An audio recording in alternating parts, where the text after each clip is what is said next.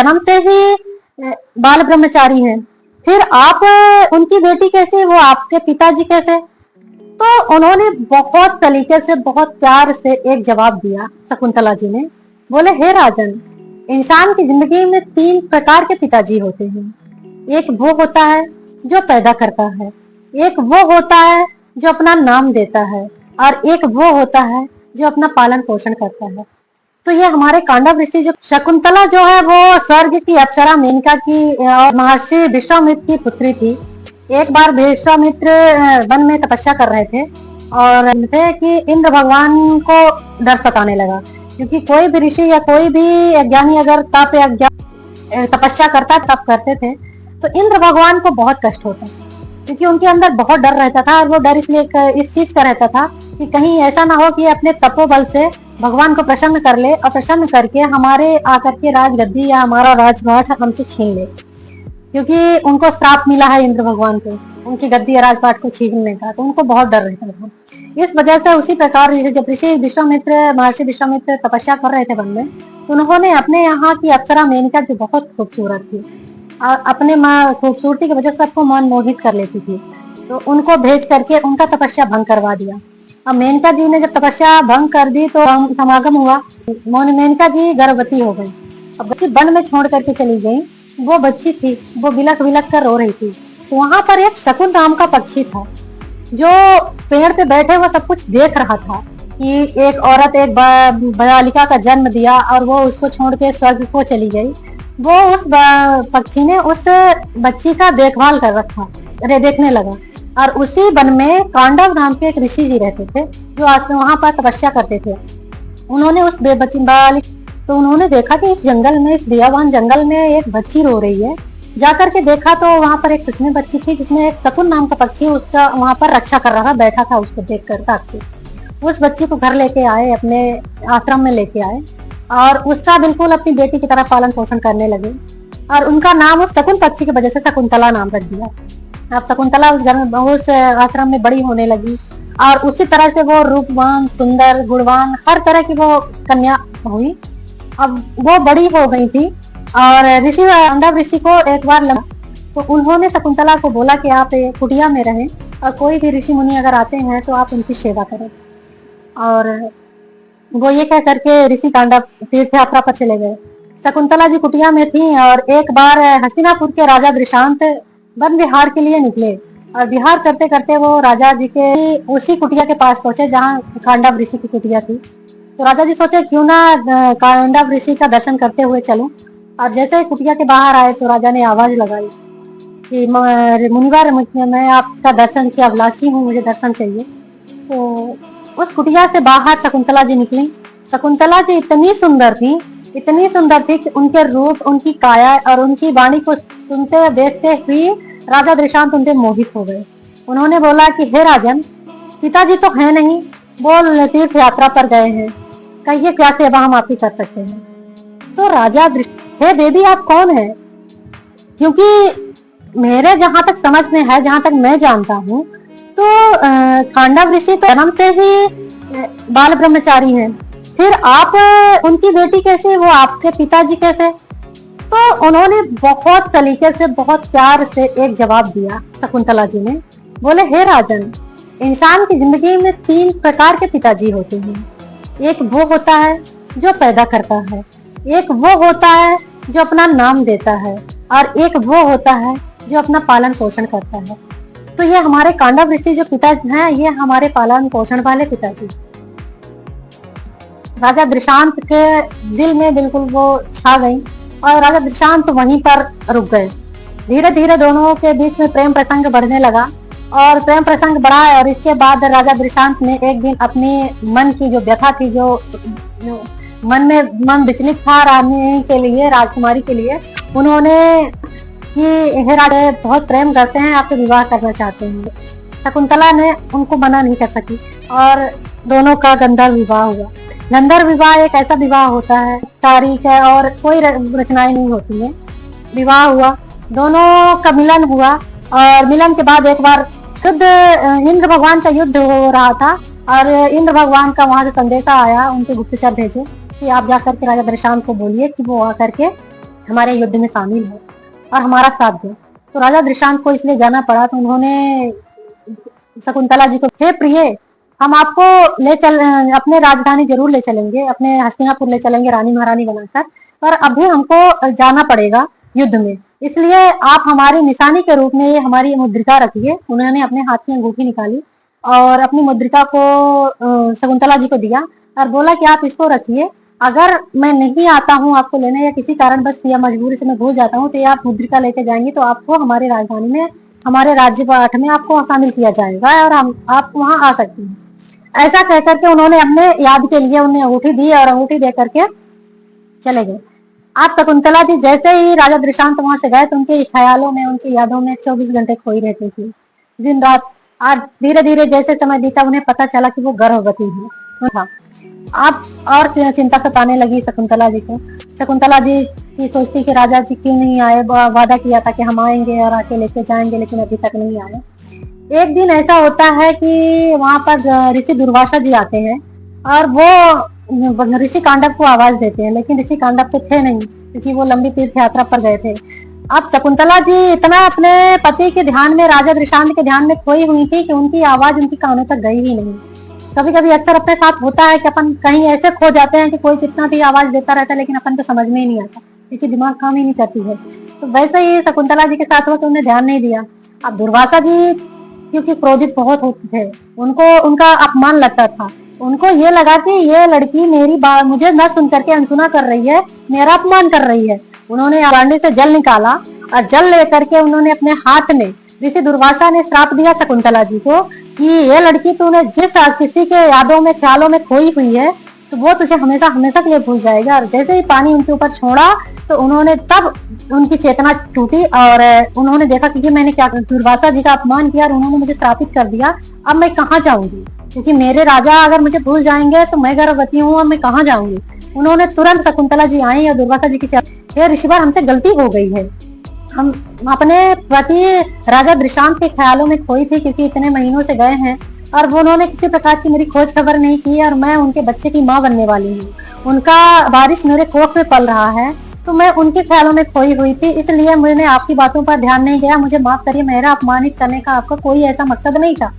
तब उनको एहसास हुआ दुर्वासा जी को कि ये मैंने बहुत बड़ी गलती की कि मैं एक गर्भवती स्त्री को श्राप दे दिया, तो कितना बड़ा पाप किया हूँ। वो अपने इस पाप को भी कम करने के लिए और शकुंतला जी को इस श्राप से मुक्त करने के लिए उन्होंने बोला कि देखिए, हमारा मुंह से निकला हुआ श्राप तो वापस नहीं होगा, लेकिन इसका उपाय है, अगर है हो सकेगा तो हम बताता हूँ आपको।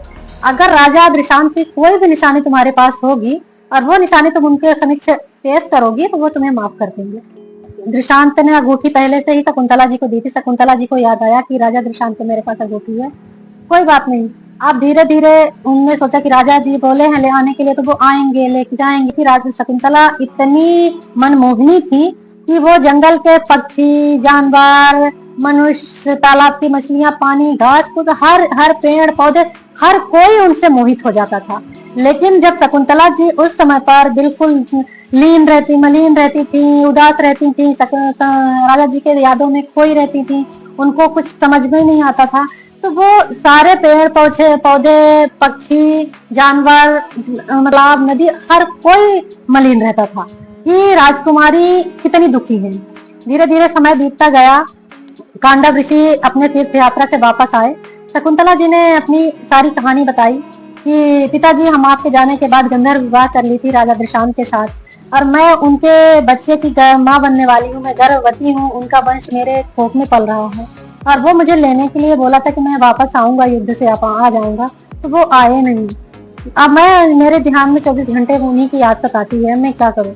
तो कांडव ऋषि ने बोला कि बेटा, पुत्री शादी के बाद बेटी का घर उसका ससुराल होता है और उसको ससुराल ही रहना चाहिए। अगर राजा दृशांत नहीं आए हैं आपको लेने तो पुत्री आपको जाना चाहिए वहां पर, क्योंकि वो आपका घर है, आपका ससुराल है, वहां पर आपके पत्नी है। शकुंतला जी तैयार नहीं कि ठीक है अब हम नहीं जाएंगे, राजा तो आए नहीं, अब हम जाएंगे। और उनके साथ कुछ अपने शिष्य को भेजा कांडव जी, कुछ रास्ते का सामान, खाने पीने का बांध करके उनको डोली में बैठा करके बेटी की तरह विदा किया। जिस तरह से एक बेटी ससुराल के लिए पहली बार जाती है, उसी तरह शकुंतला जी घर से विदा हुई, अपने पिता से आज्ञा ली और चल दी। जाते जाते रास्ते में किनारे रुक करके हम विश्राम कर लेते हैं, फिर चलते हैं अपन हस्तिनापुर। जैसे तैसे करके तो वहां पर एक वृक्ष के नीचे डोली को रखा गया। शकुंतला जी हाथ मुंह धोने के लिए नदी में उतरी, और जो राजा दृशांत ने अंगूठी दी थी वो कब उनके हाथ से निकल गई उस नदी में पानी में, शकुंतला जी को पता ही नहीं चला। और वो अपना मुंह धोया, पानी पी, थोड़ा आराम की और डोली में बैठ करके वापस फिर चल दी हस्तिनापुर के लिए रवाना हुई। जैसे तैसे करके हस्तिनापुर पहुंचे, वहां पर गए तो जो गुप्तचर थे उनसे बोला गया कि जाकर के बोल दो कि खांडव की पुत्री शकुंतला जी आई हैं, आपकी पत्नी है, जो 9 महीने की गर्भवती भी थी। तो सबने उनको देख करके चौंक गए कि राजा जी ने तो कभी नहीं बताया यहाँ आके कि वो शादी कर लिए हैं, गंधर्व विवाह किया है, उनकी पत्नी है और वो भी मां बनने वाली है। फिर भी गुप्तचर ने संदेश वहां पहुंचाया तो राजा को श्राप की वजह से कुछ भी नहीं याद था। राजा दृशांत ने बोला कि मैंने कोई शादी विवाह नहीं किया है, मैंने कोई विवाह नहीं किया, मेरी कोई पत्नी नहीं, मैंने किसी से प्रेम नहीं किया है। कौन से शकुंतला, मैं नहीं जानता किसी से।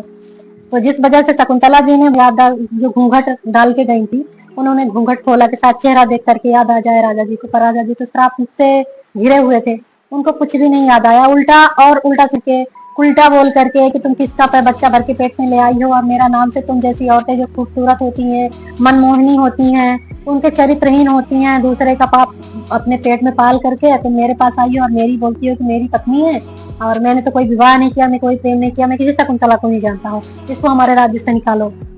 जिस वजह से राजा के आदेश से उनके मंत्री और उनके जो गुप्तचर थे उनका शकुंतला जी का हाथ पकड़ के उनको राज्य से बाहर निकाल दिया। शकुंतला जी को बहुत दुख हुआ, बहुत परेशानी हुई, बहुत यातनाएं झेलनी पड़ी, और लोगों ने बहुत गंदे गंदे शब्द भी बोले, लोगों ने उनके ऊपर लांछन लगाया, बहुत सारे लोगों ने पत्थर उठा के मारे भी, जिससे शकुंतला जी को ना वहीं पर प्रसव पीड़ा चालू हो गई। अब प्रसव पीड़ा जब यहाँ चालू हुई तब ऊपर से उनकी माँ मेनका बैठे बैठे सब देख रही थी। वो अपनी बेटी की यातनाएं देख रही थी, आखिर है तो माँ ही। अब माँ थी इसलिए उनका शरीर जो है पसीज गया, दर्द से वो कराह उठी और रोने लगी। तो वो एकांत में बैठकर रो रही थी तो उनकी कुछ सहेलियां आई, मेनका जी की अप्सराएं। बोली क्या हुआ मेनका, क्यों रो रही हो? उन्होंने बताया कि आज मेरी बेटी को बहुत कष्ट है, उसके पति ने उसको उसके राज्य से निकाल दिया है, उसको अपनाने को तैयार नहीं है, वो गर्भवती है और वो अकेली है, क्योंकि उसके जो शिष्य वगैरह आए थे वो तो उसको छोड़ के चले गए थे। वो राज्य में अकेली थी, उसको निकाल के बाहर कर दिया, लोगों ने पत्थर डंडे भी बरसाए। अब उसको प्रसव पीड़ा हो रही है तो लोग उसको कोई सहारा देने वाला नहीं है। आज जैसे तैसे शकुंतला एक वन में आ गई, क्योंकि वो ऋषि कांडव के आश्रम में भी नहीं जाना चाहती थी, क्योंकि ऋषि ने बोल दिया था कि मायका तब तक होता है जब तक बेटी का ब्याह नहीं होता, विवाह के बाद उसका घर ससुराल होता है। तो वो इसी वजह से हमारे शर्मिंदा और लाज की वजह से जाता। मेनका जी की जो सहेलियां थी उनने बोला कि अगर बुरा ना मानो तो मैं शकुंतला की मदद कर सकती हूँ। तो बोले कैसे? बोले हम जाकर के वनवासिनी का रूप धारण करते हैं और हम जाएंगे उनकी मदद करेंगे। बोली सा तो मेनका जी बोली सहेलियां आई, अपने रूप को बदला और एक तपस्विनी के रूप बनाई, वेश बनाई, आकर शकुंतला जी को एक गुफा में ले गई। एक गुफा थी, पत्थर की शिला चट्टान थी, वहां पर ले गई। वहां शकुंतला जी ने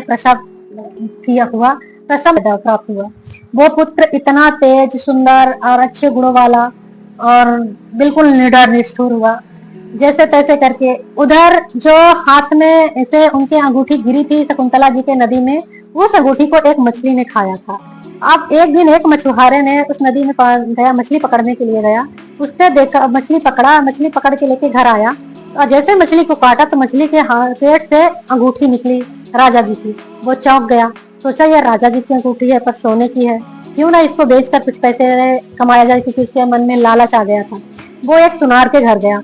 अब सुनार के घर एक्चुअली गया तो सुनार जो है वो उसको पता था किसी राजा का उसमें मोनो बना हुआ था, राजा का पूरा राज्य का वो हुआ था। उनने बोला कि राजा की अंगूठी तेरे पास कहाँ से आई? उसने बोला ये मछली के पेट से मिली। तो सुनार बोला ये झूठ बोल रहा है, ये इसने क्या किया होगा, राजा जी की अंगूठी पक्का चोरी करके लाया है और लाके मुझे बेच रहा है पैसे के लिए। वो सुनार ने अंगूठी लेकर के राजा दृशांत के पास गए।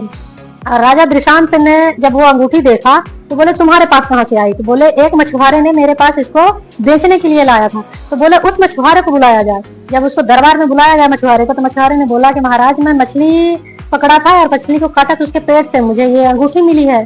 तब राजा को याद आया कि शकुंतला सही बोल रही थी कि मेरी अंगूठी नदी में खो गई है मुंह धोते समय, और मैं आपकी पत्नी हूँ, और उनको सब कुछ याद आ गया। वो अंगूठी की देखते ही उनके माइंड में सब याद आ गया कि हाँ, मैंने गंधर्व विवाह किया था, शकुंतला नाम की मेरी प्रेमिका है, मैंने विवाह किया, मेरी पत्नी है, और वो गर्भवती थी, और मैंने गर्भवती में इतना बड़ा अपराध किया है, मैं तो इस पाप का भागीदार हो गया हूँ, अब मुझे कहीं उद्धार नहीं मिलेगा। वो बहुत प्रायश्चित किया और अपने सारे गुप्तचरों को, मंत्रियों को, सब पूरे राज्य में फैला दिया, पूरे जंगल वन क्षण के ढूंढो और ढूंढ के लाओ। बहुत कोशिश की, लेकिन उन्होंने कहीं नहीं पाया, क्योंकि सही तरीका तो यह था कि जो मेनका की सहेलियां थी, उन्होंने एक मायावी नगरी बना दी थी। एक जंगल में उन्होंने मायावी गुफा बनाई थी। उसी नगरी में वो तीनों उनकी जो सहेलियां थी मेनका जी की, अप्सरा मेनका की अप्सराएं और शकुंतला जी रहती थी, और उसी जंगल में उस बच्चे को रखती थी। तो जैसे तैसे करके धीरे धीरे 4-5 साल बीत गए, और बच्चे को कोई हानि या नुकसान न हो करके, तो जो अप्सराएं थी उन्होंने कुछ तंत्र मंत्र से एक ताबीज बच्चे के हाथ में बांध दी थी। अब उस ताबीज का ये था कि उस बच्चे को सिर्फ बच्चे के माँ बाप ही उठा सकते हैं, अन्यथा अगर दूसरा कोई छुएगा तो वो जो ताबीज है वो सांप बन जाएगा, सांप बन के उसको डस लेगा, जो भी इंसान उस बच्चे को, जो भी पर्सन उसको उठाएगा। तो ये उनकी सुरक्षा के लिए उन्हें ताबीज बांधी गई थी। अब जैसे ही बच्चा बड़ा हो रहा था, शकुंतला जी ने उसका नाम भरत रखा था, उस बच्चे का। भरत बड़े हो गए, और भरत तकरीबन 4-5 साल के थे, तभी उन्होंने एक शेर से, एक दिन एक शेर, उनके भी शेर जानवर, सारे के जितने भी जंगली जानवर थे सब उनके दोस्त थे। तो वो एक शेर के साथ खेल रहे थे, कभी उसके पीठ में चढ़ते, कभी उसके साथ लुका छिपी खेलते, कभी कुछ उससे कर रहे थे। और राजा दृशांत उस बार भी वन विहार के लिए निकले थे। तो वो वन विहार करते करते उसी नगरी में पहुंचे, उसी जंगल में पहुंचे जहां पर शकुंतला अपने बच्चे को लेके रहती थी।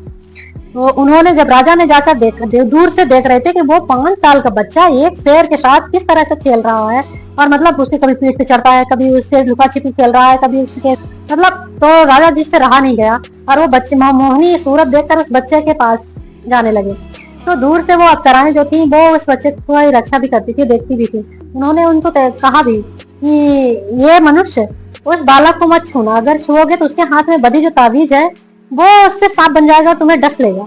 लेकिन राजा फिर भी नहीं माने, वो जाकर के उस बच्चे को उठा लिया। जैसे ही गोद में उठाया, तो वो ताबीज का क्या था, अगर उनके माँ बाप को उठाएंगे, तो उनके अगर पिता उठाएंगे तो वो ताबीज टूट के जमीन में गिर जाएगी। तो जैसे ही उन्होंने उस बालक को उठाया, तो वो ताबीज टूट के जमीन में गिर गई। जब गिर गई तो उन अप्सराओं को पता चल गया कि नहीं, यही राजा की, इसके भरत के पिता हैं। उन्होंने जाके उनसे परिचय लिया कि हे राजन, आप कौन हैं? तो बोले, हम राजा दृशांत हैं, हस्तिनापुर के राजा हैं हम। और जबकि शकुंतला ने ये नहीं बता के रखा था कि इसके पिता कौन है, क्योंकि राजा ने उसको अपनी पत्नी मानने से अस्वीकार कर दिया था, पहचानने से अस्वीकार कर दिया था। तो वो अब किस मुंह से बताती कि इसके पिता कौन है? उन्होंने बताया नहीं था। लेकिन जो साध्वी का रूप बना बना के बैठती थी, तो उन्होंने पहचान लिया कि नहीं, ये ताबीज दूसरा, इसके पिता के अलावा दूसरा तो कोई छुए नहीं सकता है, और ये टूट गया, तो इसका मतलब यही इनके पिता है। बोले, हे राजन, आप चलिए, आप ही इनके पिता हैं, आपका ये पुत्र भरत है, आपकी पत्नी शकुंतला आपका इंतजार करती है। राजा बोले, मैंने बहुत ढूंढा है, बहुत मेहनत की, इतने साल से ढूंढता आ रहा हूँ, लेकिन मुझे शकुंतला का कहीं पता नहीं चला। अगर आज मिल गए तो बहुत गए, और शकुंतला से बहुत माफी मांगी, खूब माफी मांगी। उन्होंने अपने किए का पछतावा हुआ, और उनसे जो गलती हुई थी, फिर शकुंतला को भी पता था कि मुझे तो श्राप मिला हुआ था, मेरे श्राप के भागीदार मेरे पति हुए थे, राजा दृशांत हुए थे। उन्होंने सब कुछ याद आ गया। राजा शकुंतला को महारानी बना करके वो अपने राज में ले गए, और अपने राजपाट में अपने पद पे उनको बैठाया, अपने बगल में अपने राजगद्दी में महारानी को बैठाया, और भरत को वहां का उत्तराधिकारी बना। और जो यहाँ की मायावी नगरी बना करके साध्वी के रूप रख के अप्सराएं रहती, वो भी अपने अपने स्वर्ग को लौट गई। और अब बड़ा होकर के जो भरत थे, वो इतने तेजस्वी, पराक्रमी, इतने बलवान, बुद्धिमान थे कि कई वर्ष तक अपने भारत देश में राज्य किया है, और बहुत अच्छे से इन्होंने शासन किया, जिस कारण से हमारा देश का नाम आज भी भरत के नाम से हमारा देश Bharat. Thank you so much. जय